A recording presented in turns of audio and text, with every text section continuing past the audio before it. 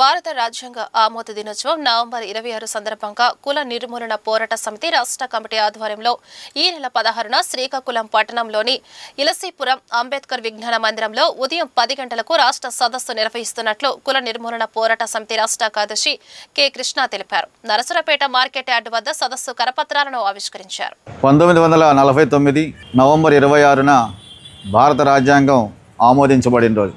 భారత రాజ్యాంగం ప్రధానంగా స్వేచ్ఛ, సమానత్వం, సౌభ్రాతృత్వాలకు సంబంధించినటువంటి ప్రాతిపదికగా ఏర్పడినటువంటిది.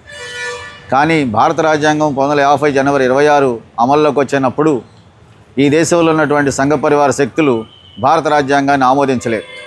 పైపెచ్చు ఇది అతుకుల బొంతాన్ని ప్రచారం చేసినటువంటి సంఘ పరివార్ ఇప్పటికి కూడా అంటే ఈ 78 ఏళ్లలో భారత రాజ్యాంగాన్ని ఆమోదించకుండా వాళ్ళు ఏదైతే నిర్మాణం చేసుకున్నారో ఆధునిక మనుస్మృతిని ఈరోజు రాజ్యాంగంగా అమలు చేయాలని ప్రయత్నం చేస్తూ ఉంది.